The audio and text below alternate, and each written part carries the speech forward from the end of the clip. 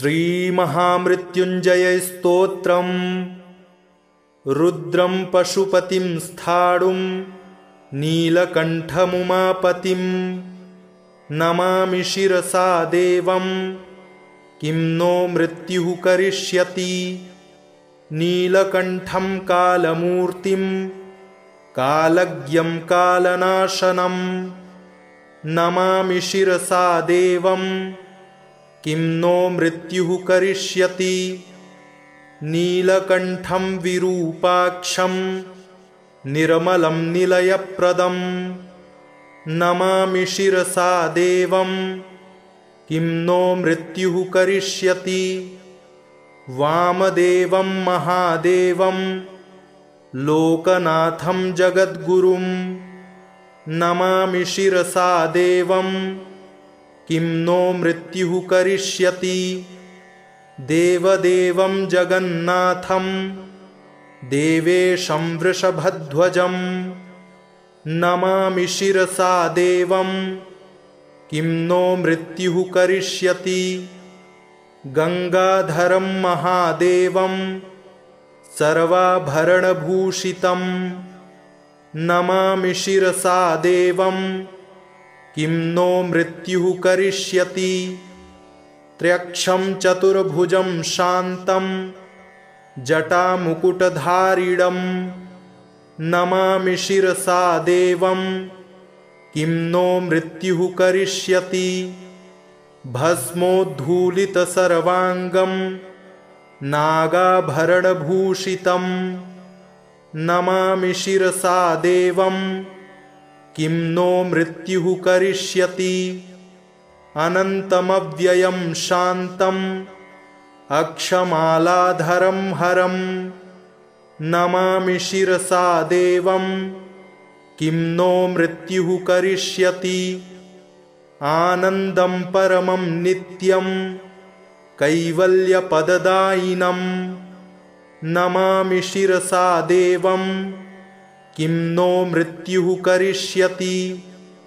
अर्धनारीश्वरं देवं पार्वतीप्राणनायकं नमामि शिरसा देवं किं नो मृत्युः करिष्यति।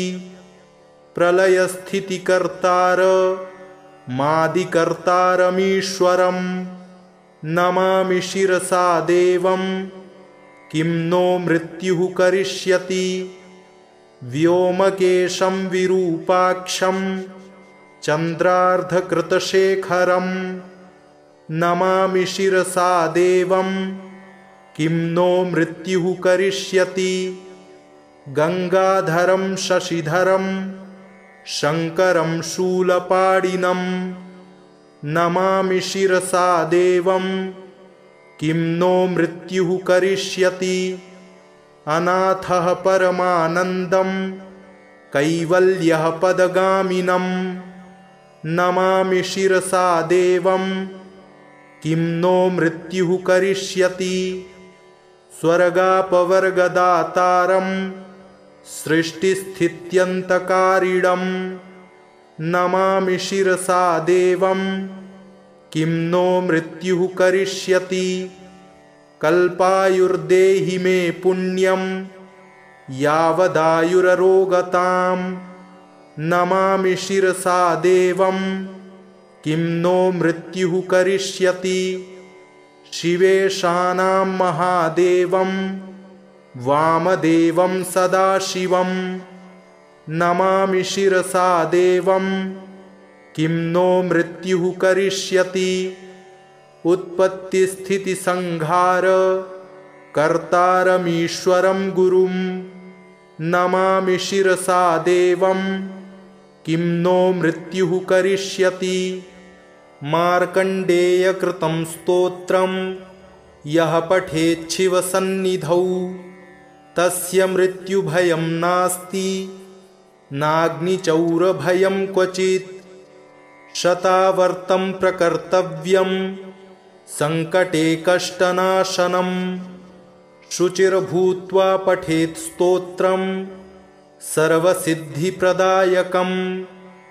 मृत्युंजय महादेव त्राहि मां शरणागतं जन्ममृत्युजरारोगैः पीडितं कर्मबन्धनैः तावकस्त्वद्गतः प्राणस्त्वच्चित्तोऽहं सदा मृड इति विज्ञाप्य देवेशं त्र्यम्बकाख्यमनं जपेत्।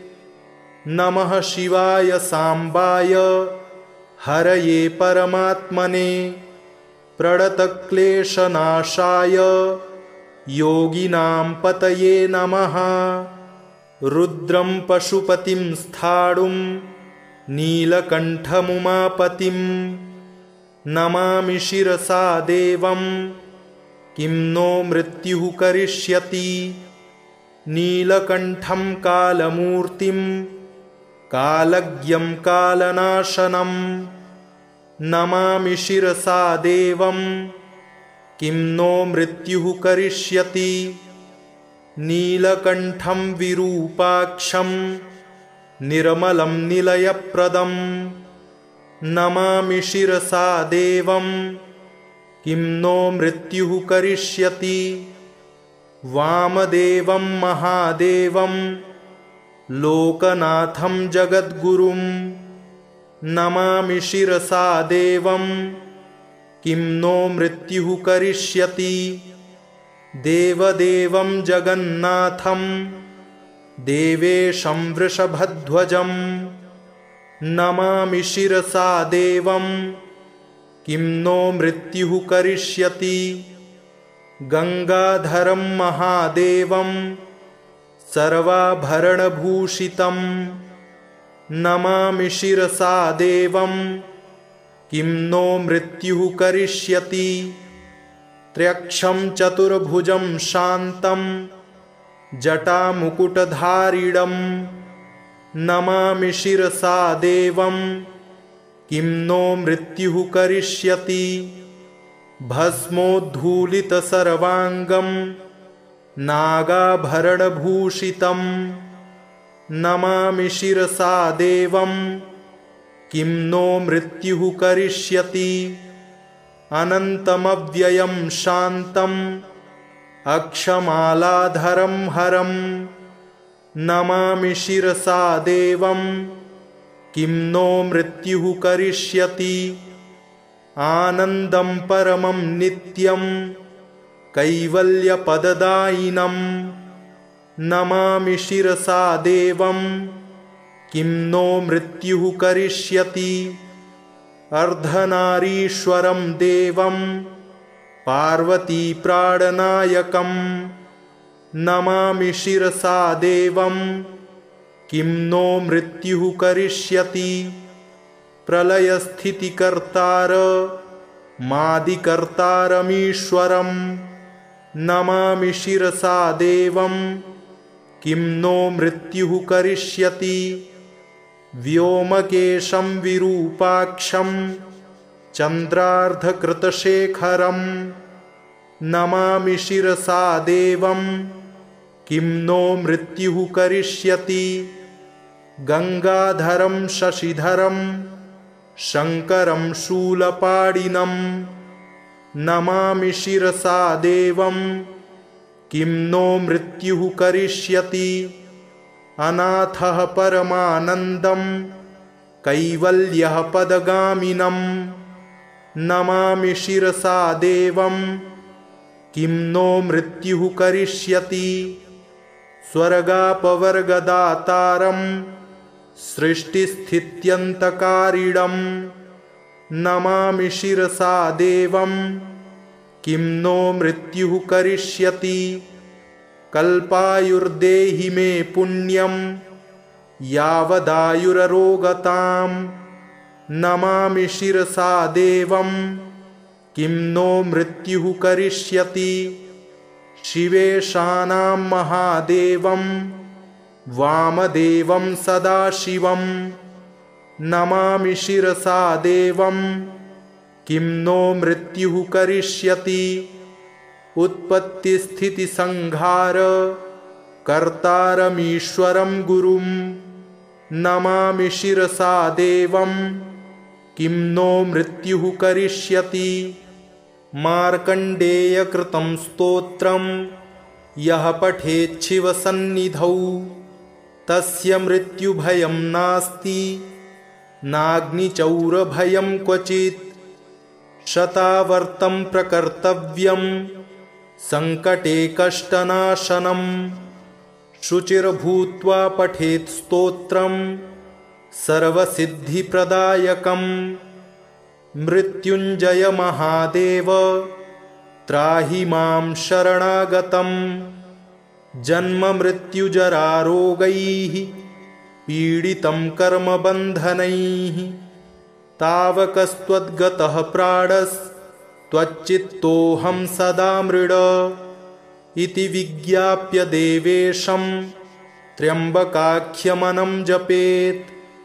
नमः शिवाय साम्बाय हरये परमात्मने प्रणतक्लेशनाशाय योगिनां पतये नमः।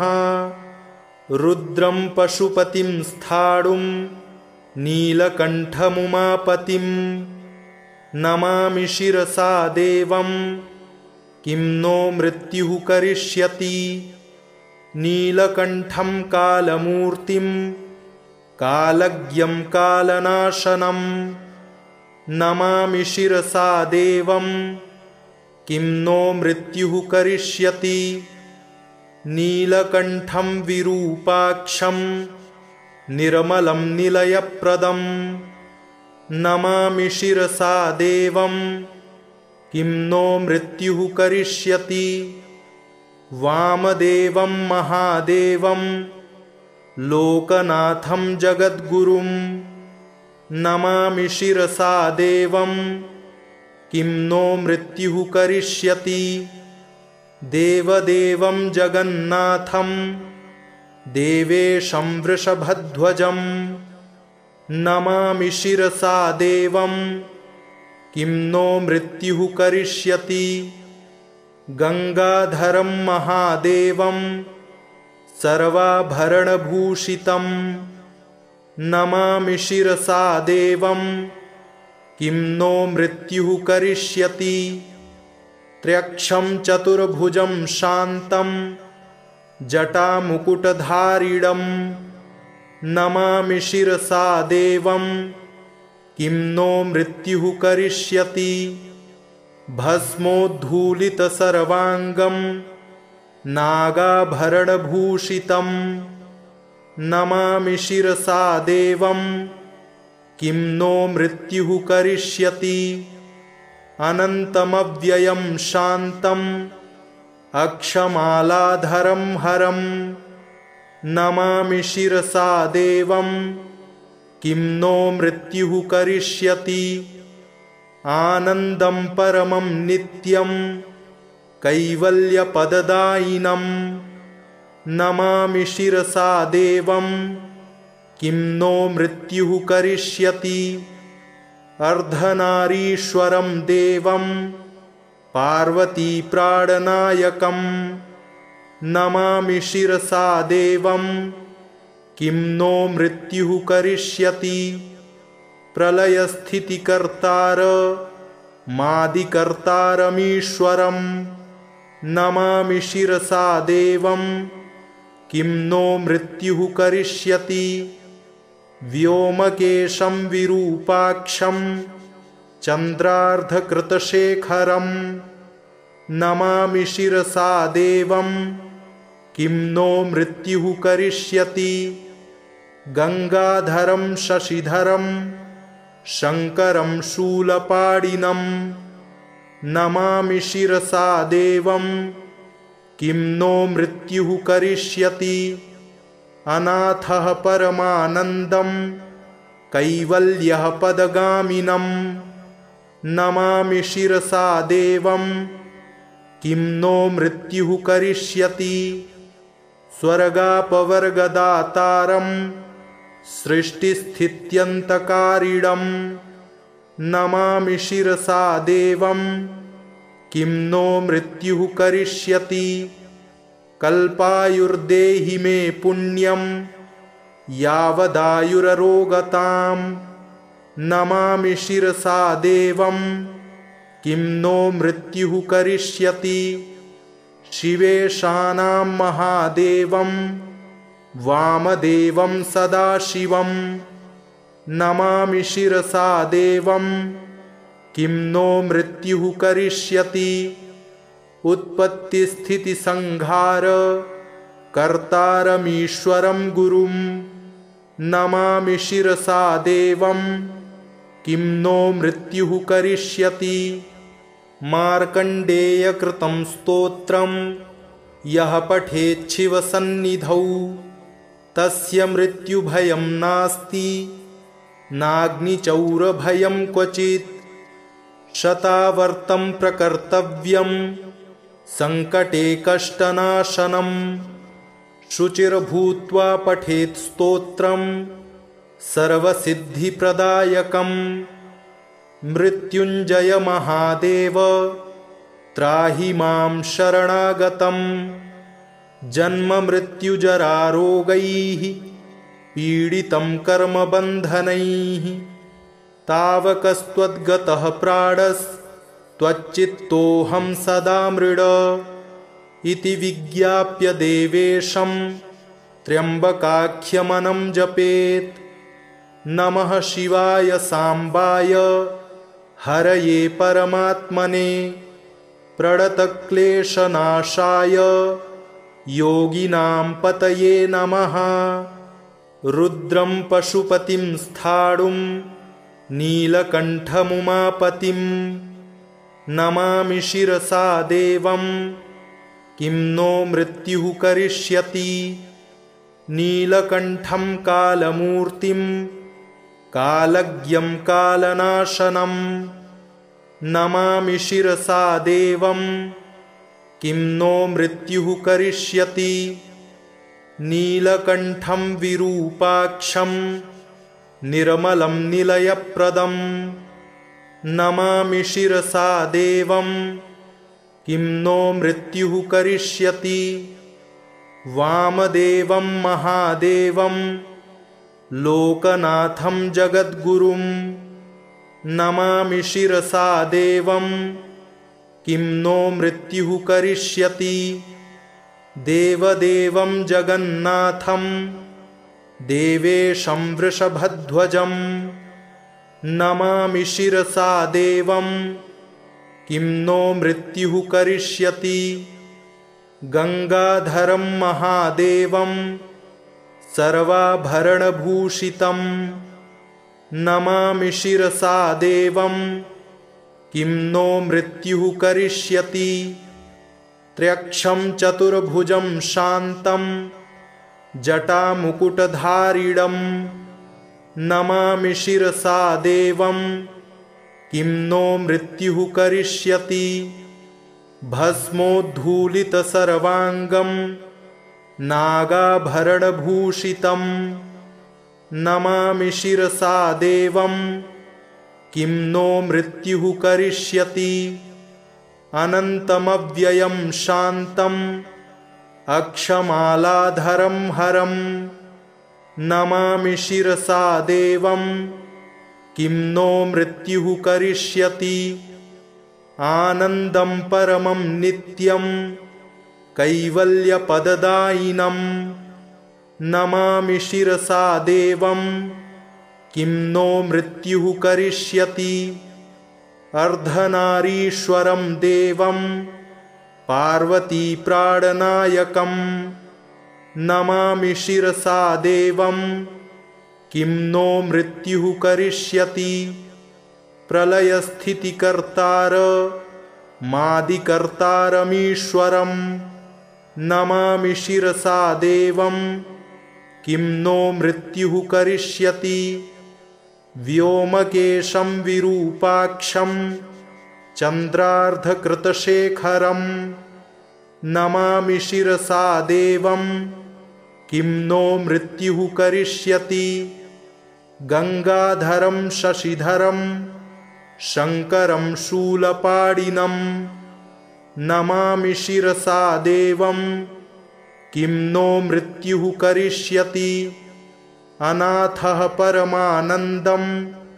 कैवल्यः पदगामिनं नमामि शिरसा देवं किं नो मृत्युः करिष्यति स्वर्गापवर्गदातारं सृष्टिस्थित्यन्तकारिणं नमामि शिरसा देवं किं नो मृत्युः करिष्यति कल्पायुर्देहि मे पुण्यं यावदायुररोगतां नमामि शिरसा देवं किं नो मृत्युः करिष्यति शिवेशानां महादेवं वामदेवं सदाशिवं नमामि शिरसा देवं किं नो मृत्युः करिष्यति उत्पत्तिस्थितिसंहार कर्तारमीश्वरं गुरुं नमामि शिरसा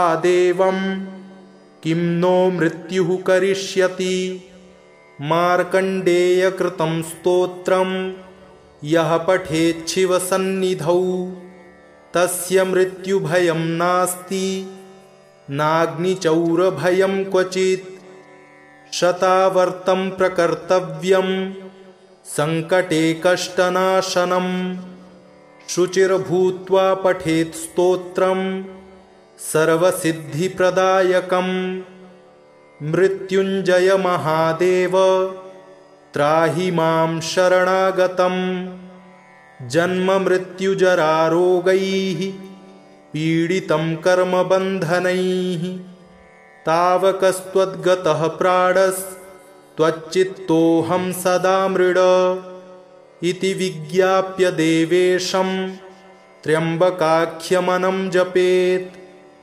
नमः शिवाय सांबाय हरये परमात्मने प्रणतक्लेशनाशाय योगिनां पतये नमः रुद्रं पशुपतिं स्थाणुं नीलकण्ठमुमापतिं नमामि शिरसा देवं किं नो मृत्युः करिष्यति नीलकण्ठं कालमूर्तिं कालज्ञं कालनाशनं नमामि शिरसा देवं किं नो मृत्युः करिष्यति नीलकण्ठं विरूपाक्षं निर्मलं निलयप्रदं नमामि शिरसा देवं किं नो मृत्युः करिष्यति वामदेवं महादेवं लोकनाथं जगद्गुरुं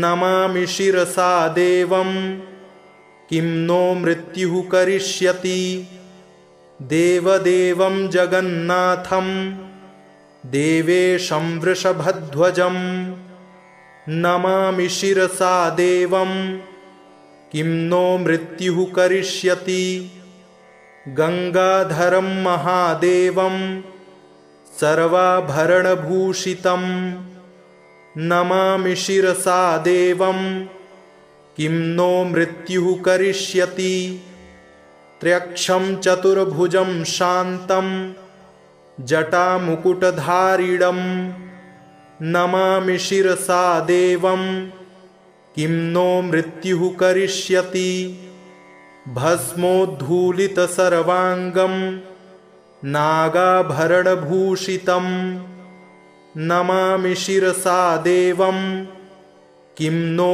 मृत्युः करिष्यति अनन्तमव्ययं शान्तम् अक्षमालाधरं हरं नमामि शिरसा देवं किं नो मृत्युः करिष्यति आनन्दं परमं नित्यं कैवल्यपददायिनं नमामि शिरसा देवं किं नो मृत्युः करिष्यति अर्धनारीश्वरं देवं पार्वतीप्राणनायकं नमामि शिरसा देवं किं नो मृत्युः करिष्यति प्रलयस्थितिकर्तार मादिकर्तारमीश्वरं नमामि शिरसा देवं किं नो मृत्युः करिष्यति व्योमकेशं विरूपाक्षं चन्द्रार्धकृतशेखरं नमामि शिरसा देवं किं नो मृत्युः करिष्यति। गंगाधरं शशिधरं शङ्करं शूलपाणिनं नमामि शिरसा देवं किं नो मृत्युः करिष्यति। अनाथः परमानन्दं कैवल्यः पदगामिनं नमामि शिरसा देवं किं नो मृत्युः करिष्यति। स्वर्गापवर्गदातारं सृष्टिस्थित्यन्तकारिणं नमामि शिरसा देवं किं नो मृत्युः करिष्यति। कल्पायुर्देहि मे पुण्यं यावदायुररोगतां नमामि शिरसा देवं किं नो मृत्युः करिष्यति। शिवेशानां महादेवं वामदेवं सदाशिवं नमामि शिरसा देवं किं नो मृत्युः करिष्यति। उत्पत्तिस्थितिसंहार कर्तारमीश्वरं गुरुं नमामि शिरसा देवं किं नो मृत्युः करिष्यति। मार्कण्डेयकृतं स्तोत्रं यः पठेच्छिवसन्निधौ तस्य मृत्युभयं नास्ति नाग्निचौरभयं क्वचित्। शतावर्तं प्रकर्तव्यं संकटे कष्टनाशनं शुचिर्भूत्वा पठेत् स्तोत्रं सर्वसिद्धिप्रदायकम्। मृत्युञ्जय महादेव त्राहि मां शरणागतं जन्ममृत्युजरारोगैः पीडितं कर्मबन्धनैः। तावकस्त्वद्गतः प्राणस्त्वच्चित्तोऽहं सदा मृड इति विज्ञाप्य देवेशं त्र्यम्बकाख्यमनं जपेत्। नमः शिवाय सांबाय हरये परमात्मने प्रणतक्लेशनाशाय योगिनां पतये नमः। रुद्रं पशुपतिं स्थाणुं नीलकण्ठमुमापतिं नमामि शिरसा देवं किं नो मृत्युः करिष्यति। नीलकण्ठं कालमूर्तिं कालज्ञं कालनाशनं नमामि शिरसा देवं किं नो मृत्युः करिष्यति। नीलकण्ठं विरूपाक्षं निर्मलं निलयप्रदं नमामि शिरसा देवं किं नो मृत्युः करिष्यति। वामदेवं महादेवं लोकनाथं जगद्गुरुं नमामि शिरसा देवं किं नो मृत्युः करिष्यति। देवदेवं जगन्नाथं देवेशं वृषभध्वजं नमामि शिरसा देवं किं नो मृत्युः करिष्यति। गंगाधरं महादेवं सर्वाभरणभूषितं नमामि शिरसा देवं किं नो मृत्युः करिष्यति। त्र्यक्षं चतुर्भुजं शान्तं जटामुकुटधारिणं नमामि शिरसा देवं किं नो मृत्युः करिष्यति।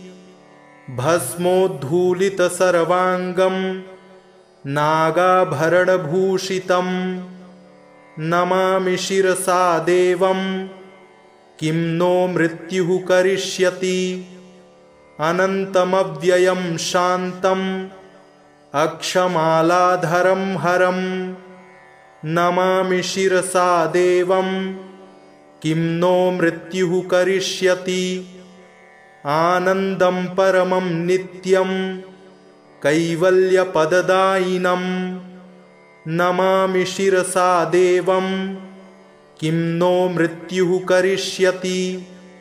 अर्धनारीश्वरं देवं पार्वतीप्राणनायकं नमामि शिरसा देवं किं नो मृत्युः करिष्यति।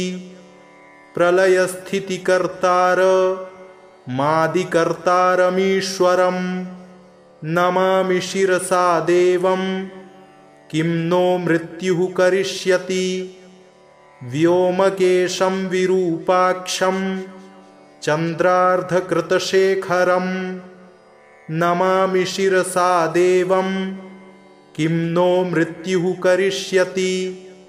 गंगाधरं शशिधरं शंकरं शूलपाणिनं नमामि शिरसा देवं किं नो मृत्युः करिष्यति।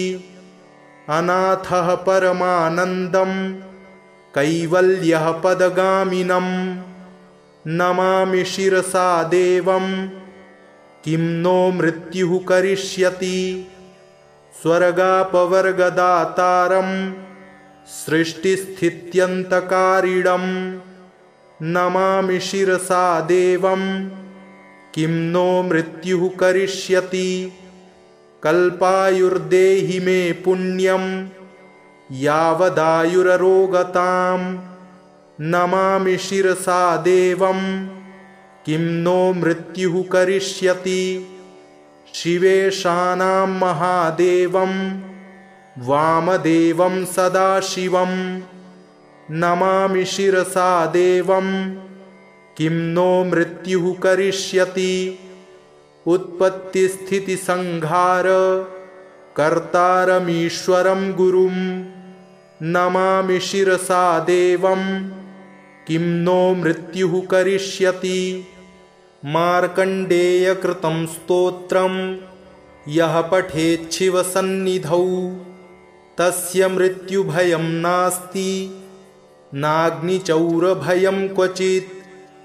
शतावर्तं प्रकर्तव्यं संकटे कष्टनाशनं शुचिर्भूत्वा पठेत् स्तोत्रं सर्वसिद्धिप्रदायकं। मृत्युञ्जय महादेव त्राहि मां शरणागतं। जन्ममृत्युजरारोगैः पीडितं कर्मबन्धनैः तावकस्त्वद्गतः प्राणस्त्वच्चित्तोऽहं सदा मृड इति विज्ञाप्य देवेशं त्र्यम्बकाख्यमनं जपेत्। नमः शिवाय सांबाय हरये परमात्मने प्रणतक्लेशनाशाय योगिनां पतये नमः।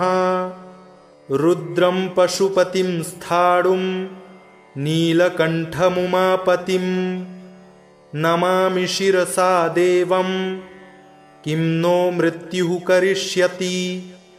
नीलकण्ठं कालमूर्तिं कालज्ञं कालनाशनं नमामि शिरसा देवं किं नो मृत्युः करिष्यति। नीलकण्ठं विरूपाक्षं निर्मलं निलयप्रदं नमामि शिरसा देवं किं नो मृत्युः करिष्यति।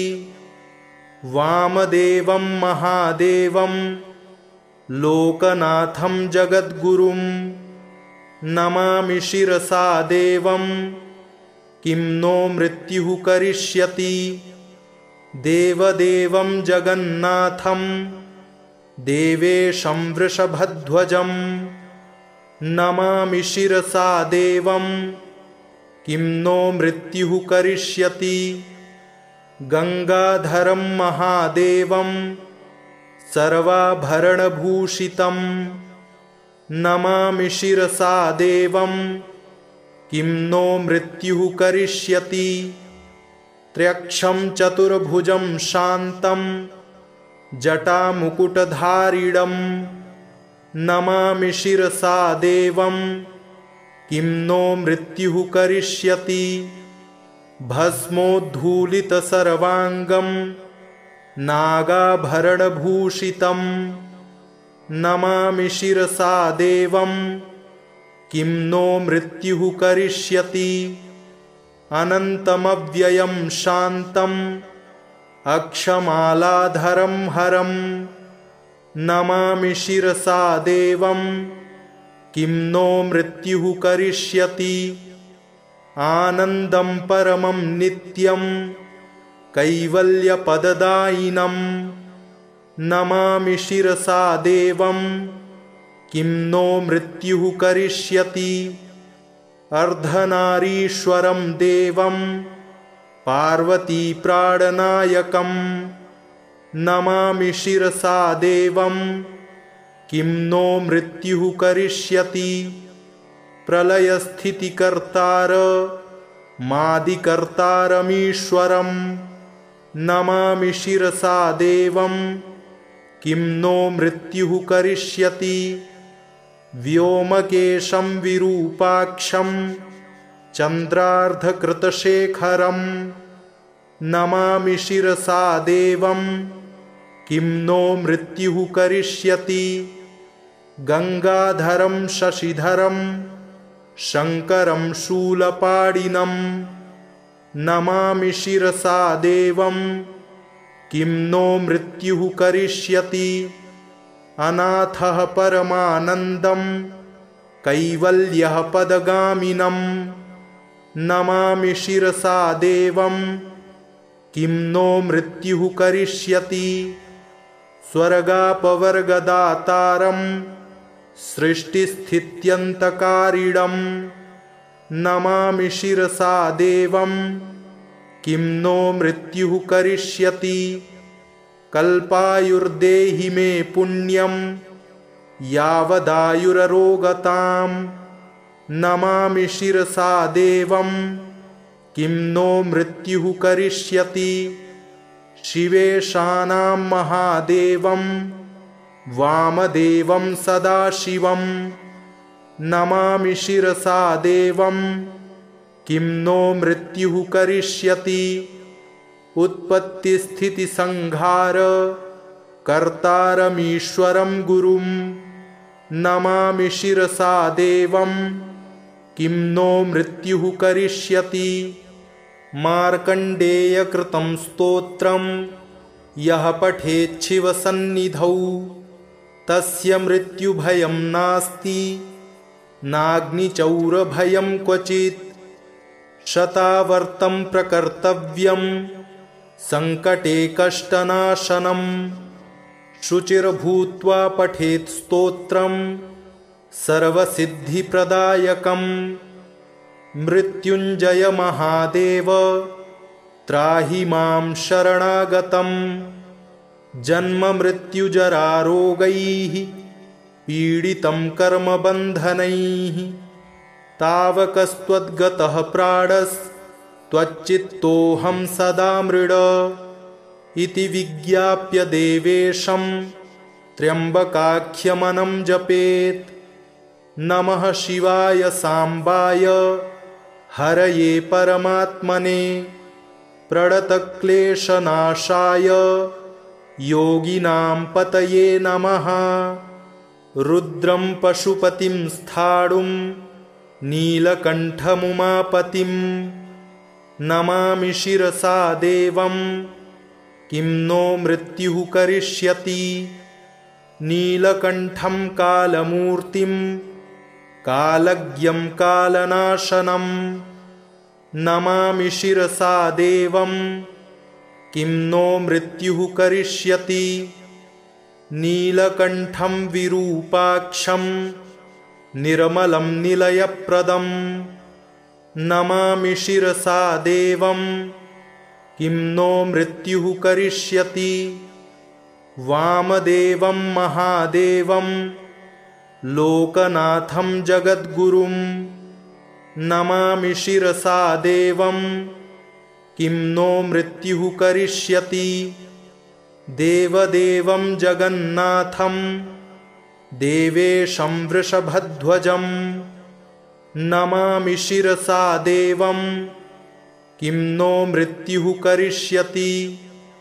गंगाधरं महादेवं सर्वाभरणभूषितं नमामि शिरसा देवं किं नो मृत्युः करिष्यति त्र्यक्षं चतुर्भुजं शान्तं जटामुकुटधारिणं नमामि शिरसा देवं किं नो मृत्युः करिष्यति भस्मोद्धूलितसर्वाङ्गं नागाभरणभूषितं नमामि शिरसा देवं किं नो मृत्युः करिष्यति अनन्तमव्ययं शान्तं अक्षमालाधरं हरं नमामि शिरसा देवं किं नो मृत्युः करिष्यति आनन्दं परमं नित्यं कैवल्यपददायिनं नमामि शिरसा देवं किं नो मृत्युः करिष्यति अर्धनारीश्वरं देवं पार्वतीप्राणनायकं नमामि शिरसा देवं किं नो मृत्युः करिष्यति प्रलयस्थितिकर्तार मादिकर्तारमीश्वरं नमामि शिरसा देवं किं नो मृत्युः करिष्यति व्योमकेशं विरूपाक्षं चन्द्रार्धकृतशेखरं नमामि शिरसा देवं किं नो मृत्युः करिष्यति गंगाधरं शशिधरं शङ्करं शूलपाणिनं नमामि शिरसा देवं किं नो मृत्युः करिष्यति अनाथः परमानन्दं कैवल्यः पदगामिनं नमामि शिरसा देवं किं नो मृत्युः करिष्यति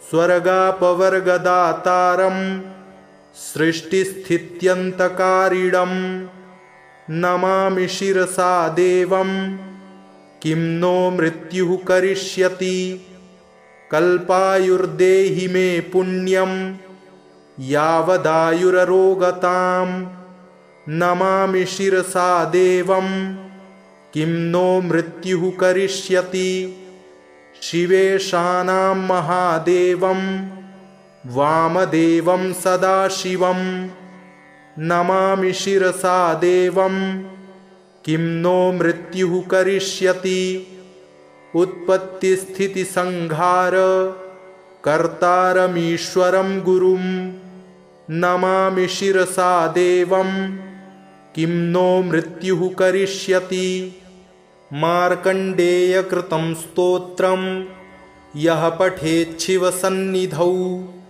तस्य मृत्युभयं नास्ति नाग्निचौरभयं क्वचित् शतावर्तं प्रकर्तव्यं संकटे कष्टनाशनं शुचिर्भूत्वा पठेत् स्तोत्रं सर्वसिद्धिप्रदायकं मृत्युञ्जय महादेव त्राहि मां शरणागतं जन्ममृत्युजरारोगैः पीडितं कर्मबन्धनैः तावकस्त्वद्गतः प्राणस्त्वच्चित्तोऽहं सदा मृड इति विज्ञाप्य देवेशं त्र्यम्बकाख्यमनं जपेत् नमः शिवाय सांबाय हरये परमात्मने प्रणतक्लेशनाशाय योगिनां पतये नमः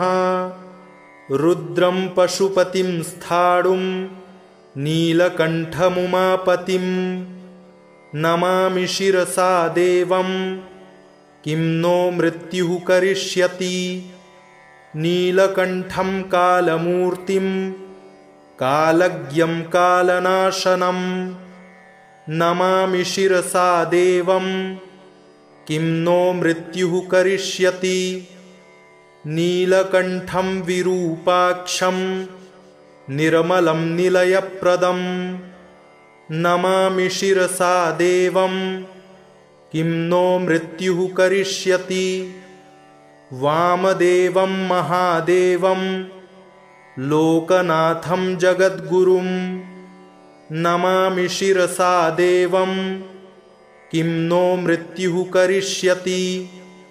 देवदेवं जगन्नाथं देवेशं वृषभध्वजं नमामि शिरसा देवं किं नो मृत्युः करिष्यति।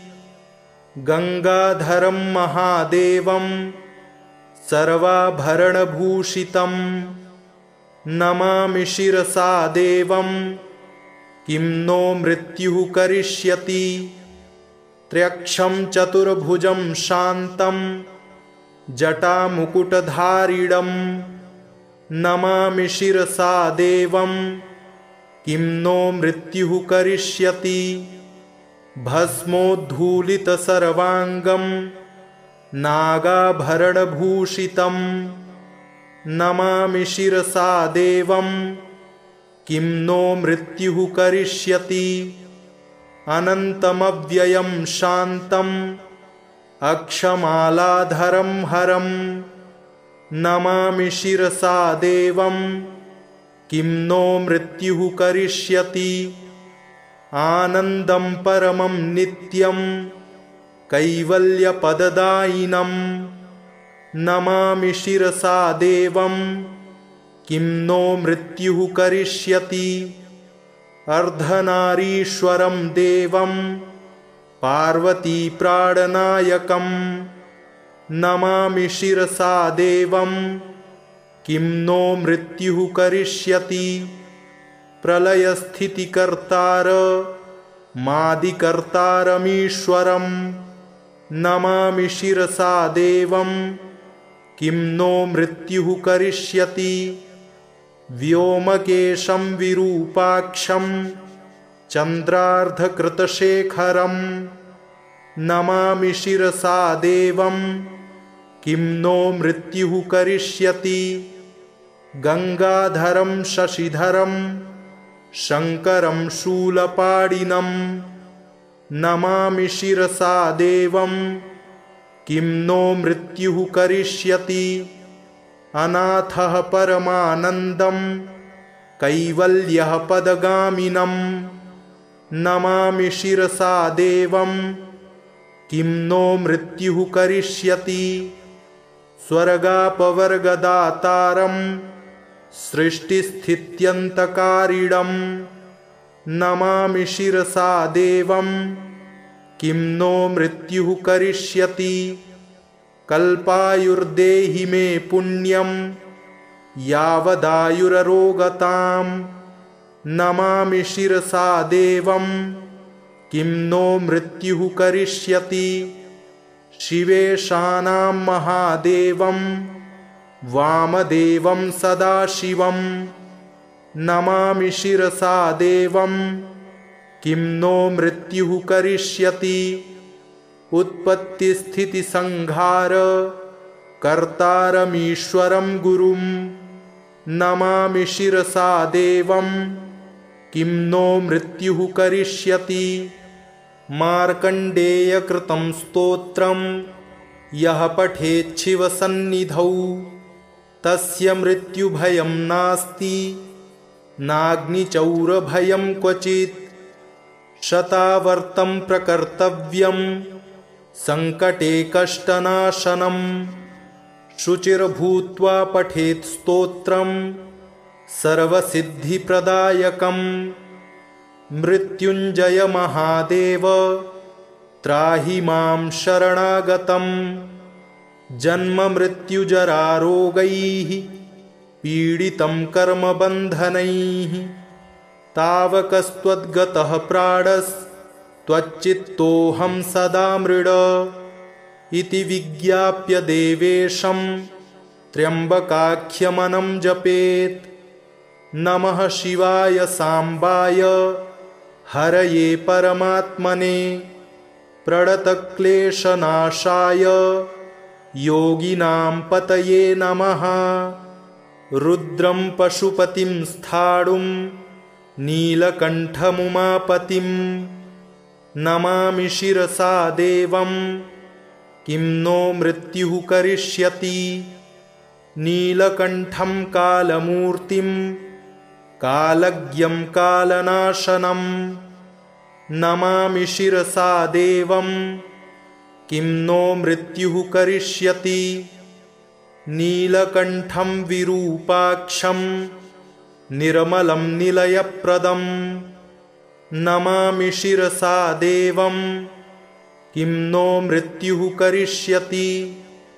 वामदेवं महादेवं लोकनाथं जगद्गुरुं नमामि शिरसा देवं किं नो मृत्युः करिष्यति। देवदेवं जगन्नाथं देवेशं वृषभध्वजं नमामि शिरसा देवं किं नो मृत्युः करिष्यति। गंगाधरं महादेवं सर्वाभरणभूषितं नमामि शिरसा देवं किं नो मृत्युः करिष्यति। त्र्यक्षं चतुर्भुजं शान्तं जटामुकुटधारिणं नमामि शिरसा देवं किं नो मृत्युः करिष्यति। भस्मोद्धूलितसर्वाङ्गं नागाभरणभूषितं नमामि शिरसा देवं किं नो मृत्युः करिष्यति। अनन्तमव्ययं शान्तम् अक्षमालाधरं हरं नमामि शिरसा देवं किं नो मृत्युः करिष्यति। आनन्दं परमं नित्यं कैवल्यपददायिनं नमामि शिरसा देवं किं नो मृत्युः करिष्यति। अर्धनारीश्वरं देवं पार्वतीप्राणनायकं नमामि शिरसा देवं किं नो मृत्युः करिष्यति। प्रलयस्थितिकर्तार मादिकर्तारमीश्वरं नमामि शिरसा देवं किं नो मृत्युः करिष्यति। व्योमकेशं विरूपाक्षं चन्द्रार्धकृतशेखरं नमामि शिरसा देवं किं नो मृत्युः करिष्यति। गंगाधरं शशिधरं शङ्करं शूलपाणिनं नमामि शिरसा देवं किं नो मृत्युः करिष्यति। अनाथः परमानन्दं कैवल्यः पदगामिनं नमामि शिरसा देवं किं नो मृत्युः करिष्यति। स्वर्गापवर्गदातारं सृष्टिस्थित्यन्तकारिणं नमामि शिरसा देवं किं नो मृत्युः करिष्यति। कल्पायुर्देहि मे पुण्यं यावदायुररोगतां नमामि शिरसा देवं किं नो मृत्युः करिष्यति। शिवेशानां महादेवं वामदेवं सदाशिवं नमामि शिरसा देवं किं नो मृत्युः करिष्यति। उत्पत्तिस्थितिसंहार कर्तारमीश्वरं गुरुं नमामि शिरसा देवं किं नो मृत्युः करिष्यति। मार्कण्डेयकृतं स्तोत्रं यः पठेच्छिवसन्निधौ तस्य मृत्युभयं नास्ति नाग्निचौरभयं क्वचित्। शतावर्तं प्रकर्तव्यं संकटे कष्टनाशनं शुचिर्भूत्वा पठेत् स्तोत्रं सर्वसिद्धिप्रदायकं। मृत्युञ्जय महादेव त्राहि मां शरणागतं। जन्ममृत्युजरारोगैः पीडितं कर्मबन्धनैः तावकस्त्वद्गतः प्राणस् त्वच्चित्तोऽहं सदा मृड इति विज्ञाप्य देवेशं त्र्यम्बकाख्यमनं जपेत्। नमः शिवाय साम्बाय हरये परमात्मने प्रणतक्लेशनाशाय योगिनां पतये नमः। रुद्रं पशुपतिं स्थाणुं नीलकण्ठमुमापतिं नमामि शिरसा देवं किं नो मृत्युः करिष्यति। नीलकण्ठं कालमूर्तिं कालज्ञं कालनाशनं नमामि शिरसा देवं किं नो मृत्युः करिष्यति।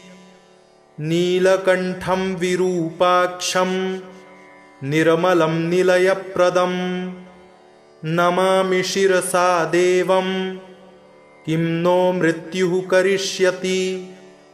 वामदेवं महादेवं लोकनाथं जगद्गुरुं नमामि शिरसा देवं किं नो मृत्युः करिष्यति।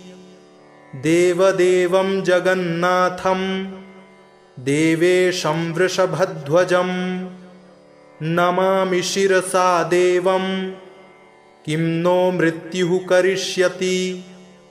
गंगाधरं महादेवं सर्वाभरणभूषितं नमामि शिरसा देवं किं नो मृत्युः करिष्यति। त्र्यक्षं चतुर्भुजं शान्तं जटामुकुटधारिणं नमामि शिरसा देवं किं नो मृत्युः करिष्यति।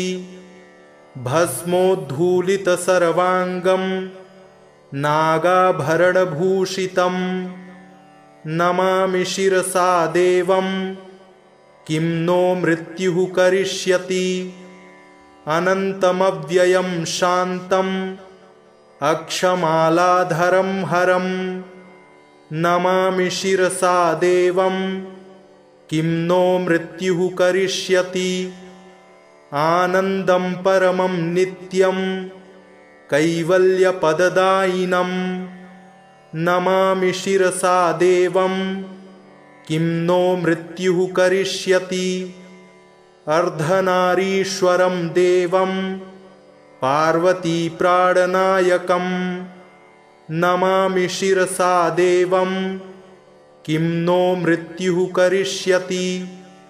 प्रलयस्थितिकर्तार मादिकर्तारमीश्वरं नमामि शिरसा देवं किं नो मृत्युः करिष्यति।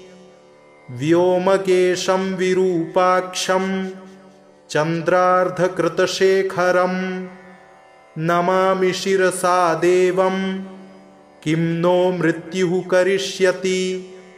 गंगाधरं शशिधरं शङ्करं शूलपाणिनं नमामि शिरसा देवं किं नो मृत्युः करिष्यति। अनाथः परमानन्दं कैवल्यः पदगामिनं नमामि शिरसा देवं किं नो मृत्युः करिष्यति। स्वर्गापवर्गदातारं सृष्टिस्थित्यन्तकारिणं नमामि शिरसा देवं किं नो मृत्युः करिष्यति। कल्पायुर्देहि मे पुण्यं यावदायुररोगतां नमामि शिरसा देवं किं नो मृत्युः करिष्यति। शिवेशानां महादेवं वामदेवं सदाशिवं नमामि शिरसा देवं किं नो मृत्युः करिष्यति। उत्पत्तिस्थितिसंहार कर्तारमीश्वरं गुरुं नमामि शिरसा देवं किं नो मृत्युः करिष्यति। मार्कण्डेयकृतं स्तोत्रं यः पठेच्छिवसन्निधौ तस्य मृत्युभयं नास्ति नाग्निचौरभयं क्वचित्। शतावर्तं प्रकर्तव्यं सङ्कटे कष्टनाशनं शुचिर्भूत्वा पठेत् स्तोत्रं सर्वसिद्धिप्रदायकं मृत्युञ्जय महादेव त्राहि मां शरणागतं जन्ममृत्युजरारोगैः पीडितं कर्मबन्धनैः तावकस्त्वद्गतः प्राणस्त्वच्चित्तोऽहं सदा मृड इति विज्ञाप्य देवेशं त्र्यम्बकाख्यमनं जपेत्। नमः शिवाय साम्बाय हरये परमात्मने प्रणतक्लेशनाशाय योगिनां पतये नमः। इति श्रीमहामृत्युञ्जय स्तोत्रम् सम्पूर्णम्।